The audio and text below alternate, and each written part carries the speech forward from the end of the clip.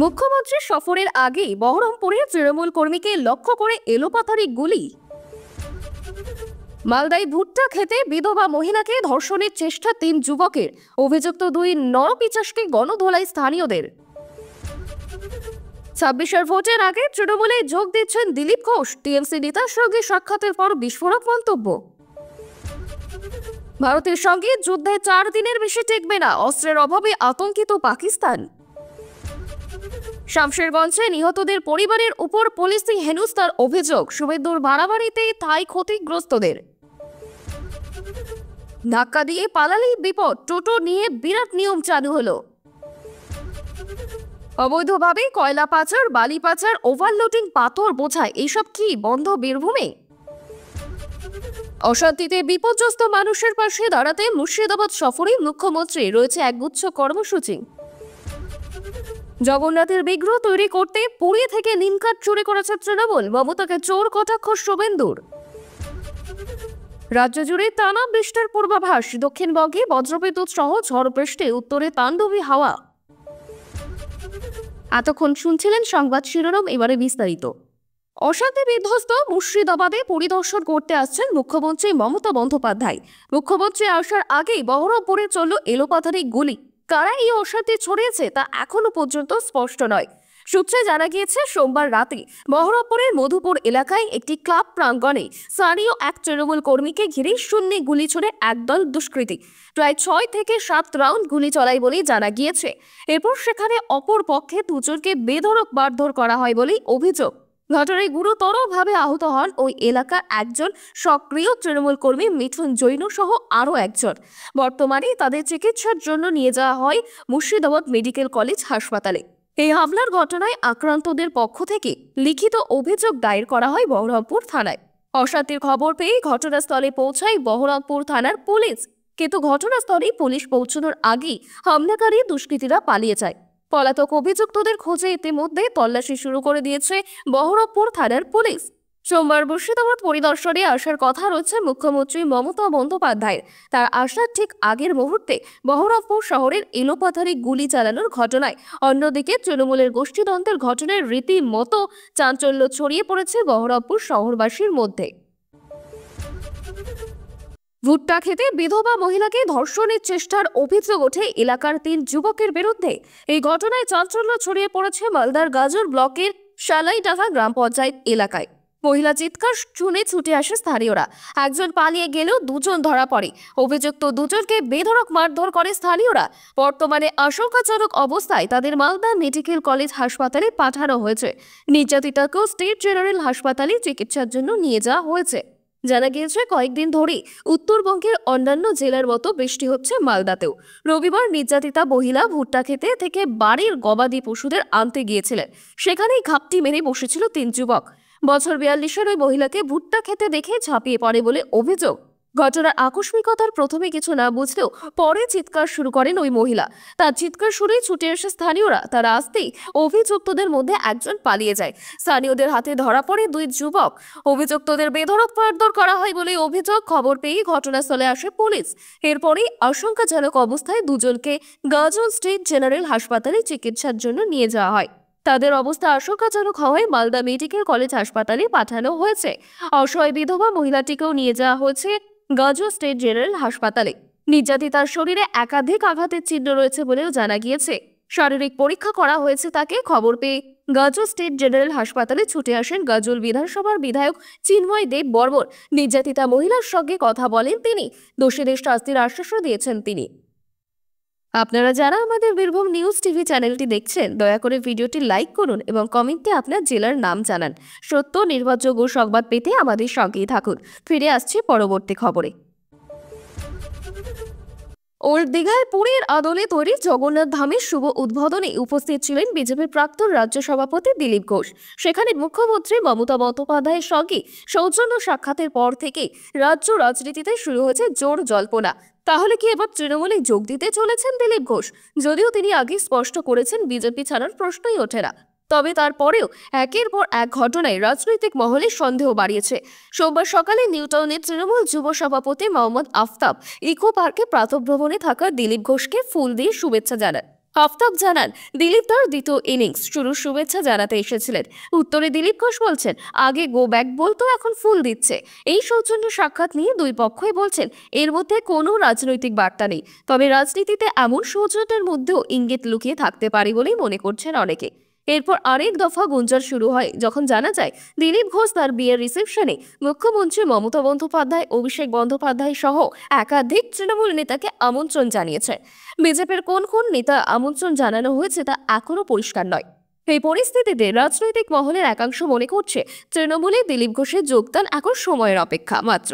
যদিও তিনি এখন নিজেকে বিজেপির খাঁটি সৈনিক বলেই দাবি করে আসছেন, এখন দেখার শেষ পর্যন্ত দিলীপ ঘোষ কোন পথেই হাঁটেন। ঢাল নেই তলোয়ার নেই নিধিরাম সর্দার, এই প্রবাদ বাক্যটি যেন অক্ষরে অক্ষরে মিলে যাচ্ছে পাকিস্তানের সঙ্গে।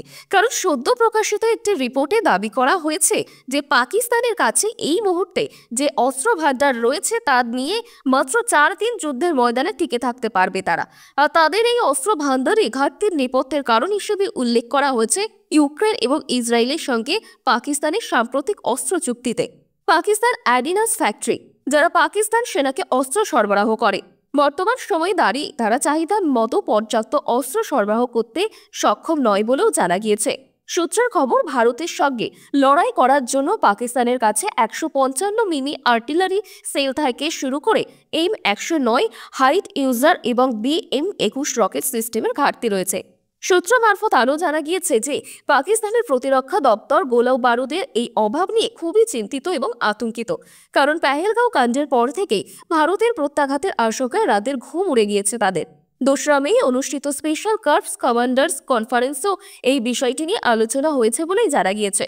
প্রসঙ্গত, অতীতেও পাকিস্তানের প্রাক্তন সেনাপ্রধান জেনারেল কমর জাভেদ বাজওয়া এই বিষয়টি নিয়ে আশঙ্কা প্রকাশ করে জানিয়েছিলেন যে দীর্ঘস্থায়ী সংঘাতের ক্ষেত্রে ভারতের মোকাবিলা করার জন্য পর্যাপ্ত গোলা বারুদ এবং অর্থনৈতিক শক্তির অভাব রয়েছে পাকিস্তানের। মুর্শিদাবাদের শামশেরগঞ্জে ওয়াকফ আইন ঘিরে অশান্তির সময় খুন হওয়া হরগোবিন্দ দাস ও তার ছেলে চন্দন দাসের পরিবারের উপর পুলিশের আচরণ ঘিরে রীতিমতো উত্তেজনা ছড়ালো সল্টলেকে। শনিবার সল্টলেকের বিজি ব্লকের একটি বাড়িতে আশ্রয় নেয় নিহতদের পরিবার। রবিবার সকালে পুলিশ হানা দেয় সেখানে। অভিযোগ, দরজা ভেঙে ঘরে ঢুকে পড়ে তারা। পরিবারের দাবি, কোনো নোটিশ ছাড়াই আচমকাই পুলিশি অভিযান চালায়।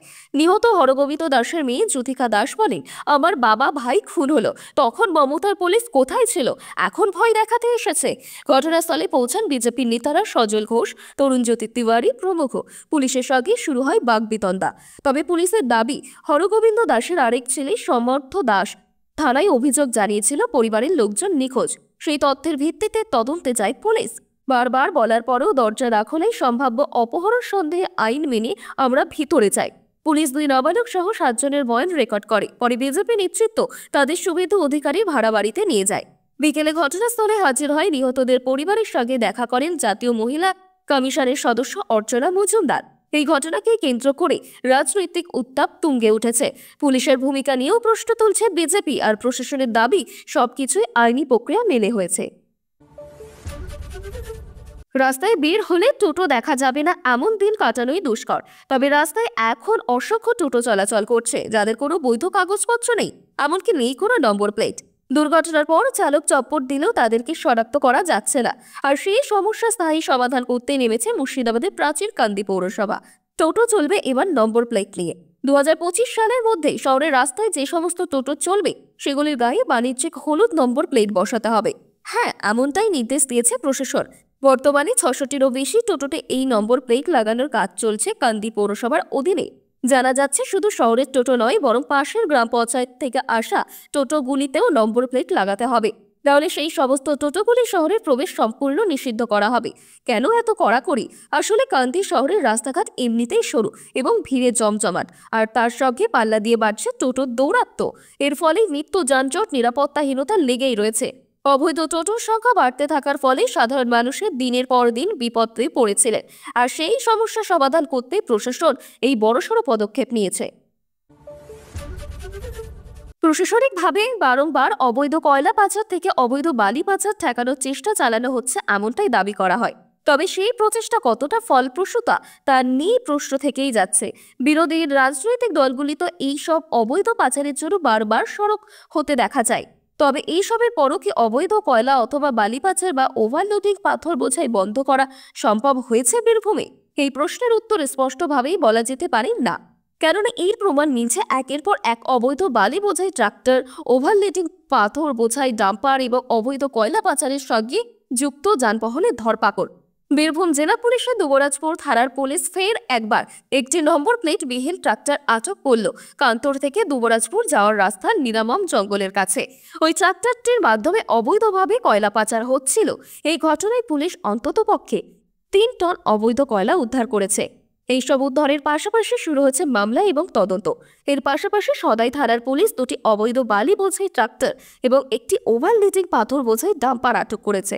14 নম্বর জাতীয় সড়কের সদাইপুর থানা এলাকায় চেনাপাই গ্রামের কাছে পুলিশ ওই 2টি অবৈধ বালি বোঝাই ট্রাক্টর এবং ওভারলোডিং পাথর বোঝাই ডাম্পারটি আটক করে। এই ঘটনায় কেউ পুলিশ তদন্ত এবং মামলা শুরু করেছে।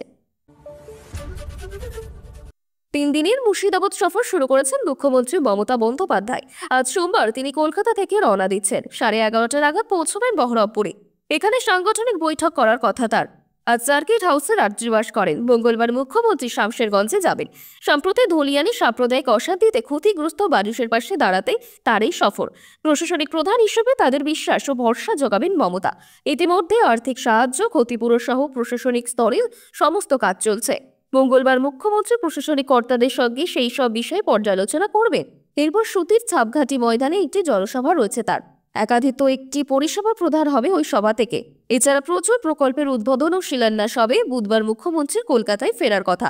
ওয়াকফ সংশোধনী আইনকে কেন্দ্র করে গত মাসে মুর্শিদাবাদের শামশেরগঞ্জে যে বিক্ষিপ্ত অশান্তি হয় তা নিয়ে নিয়ন্ত্রণ করে শান্তি বজায় রাখতে ডিজি সহ রাজ্য পুলিশের সমস্ত কর্তাদের ঘটনাস্থলে পাঠিয়েছিলেন মুখ্যমন্ত্রী।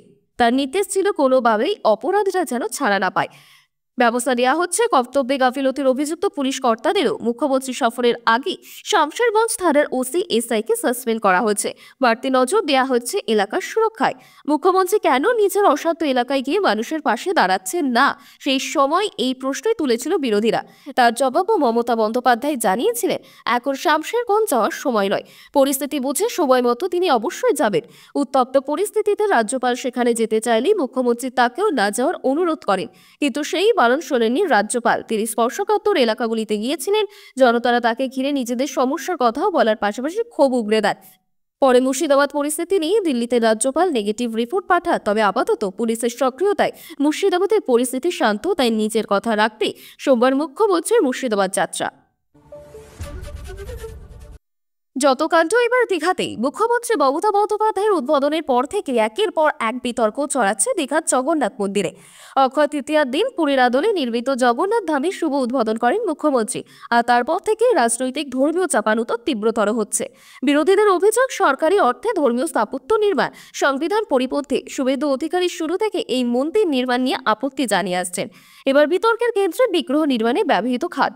অভিযোগ উঠছে দীঘার মন্দিরে ব্যবহৃত হয়েছে পুরীর নবকলেরব উৎসবের কাজ, যা শুধুমাত্র জগন্নাথ ধামের জন্য নির্দিষ্ট। এই অভিযোগকে ঘিরে শুরু হয়েছে তদন্ত। এসজেটিএ খতিয়ে দেখছে আদৌ নবকলেবরের কাঠ দীঘায় ব্যবহৃত হয়েছে কিনা। ওড়িশা সরকারের পক্ষ থেকে জগন্নাথ ধাম নাম নিয়েও আপত্তি তোলা হয়েছে, কারণ পুরীর ঐতিহ্যবাহী ধর্মস্থানকে জগন্নাথ ধাম হিসেবে মান্যতা দেওয়া হয়। ফলে নামকরণ কেন্দ্র করে দুই রাজ্যের মধ্যে ধর্মীয় উত্তেজনা তৈরি হয়েছে। উল্লেখ্য, উদ্বোধনের সময় উপস্থিত ছিলেন পুরীর সেবায়ত রামকৃষ্ণ দাস মহাপাত্র। তিনি বিতর্কের মুখে জানান, মুখ্যমন্ত্রীর অনুরোধে অনুষ্ঠানে যোগ দেন তিনি। এই ঘটনার জেরে এখন দীঘার জগন্নাথ মন্দির শুধুই পর্যটন কেন্দ্র নয়, এখন তা রাজনৈতিক এবং ধর্মীয় বিতর্কের কেন্দ্রবিন্দু। আপনি চাইলে এর আরও বিস্তারিত রিপোর্ট বা সংক্ষিপ্ত বুলেট ভার্সনও দিতে পারি, দাবি করলে জানাবেন। আবারও টানা বৃষ্টির পূর্বাভাস জারি করল আলিপুর আবহাওয়া দপ্তর। দফায় দফায় বৃষ্টি হলেও এখনো আশানুরূপ হয়নি তার প্রভাব। তবে আগামী 8ই মে পর্যন্ত দক্ষিণবঙ্গ জুড়ে বজ্রবিদ্যুৎ সহ বিক্ষিপ্ত ঝড় বৃষ্টির সম্ভাবনার কথা জানানো হয়েছে। দক্ষিণবঙ্গের সব জেলাতেই সোমবার বিকেলের পর থেকে হালকা থেকে মাঝারি বৃষ্টিপাত হতে পারে। বর্তমানে রাজ্য জুড়ে ঝড় বৃষ্টির অনুকূল পরিস্থিতি তৈরি হয়েছে বলেই জানাচ্ছে হাওয়া অফিস। দক্ষিণবঙ্গের জন্য জারি হয়েছে হলুদ সতর্কতা। সোমবার কলকাতা, উত্তর ও দক্ষিণ 24 পরগনা, নদিয়া, মুর্শিদাবাদ, পূর্ব বর্ধমান সহ সব জেলাতেই ঝড় বৃষ্টির সম্ভাবনা। বজ্রবিদ্যুৎ সহ বৃষ্টির পাশাপাশি ঘন্টায় 30 থেকে 40 কিমি বেগে ঝোড়ো হাওয়া বইতে পারে। কোথাও কোথাও তা ঘন্টায় 50 কিমি পর্যন্ত পৌঁছতে পারে বলেই সতর্কতা জারি। মঙ্গলবার দক্ষিণবঙ্গে বজায় থাকবে বৃষ্টির সম্ভাবনা।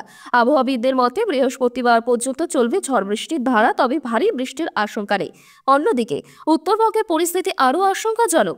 দার্জিলিং, কালিম্পং, জলপাইগুড়ি, কোচবিহার সহ একাধিক জেলায় আজ ঝোড়ো হাওয়ার সঙ্গে ভারী বৃষ্টিপাতের পূর্বাভাস দেওয়া হয়েছে। হাওয়ার গতিবেগ থাকতে পারে ঘন্টায় 50 থেকে 60 কিমির আশেপাশে। উত্তরবঙ্গের অন্যান্য জেলাতেও হালকা বৃষ্টির সম্ভাবনা। খুব বেশি পরিবর্তন হওয়া তাপমাত্রার সম্ভাবনা নেই আগামী 5 দিনে। টানা বৃষ্টির জেরে দক্ষিণবঙ্গে কমেছে সর্বোচ্চ সর্বনিম্ন তাপমাত্রা।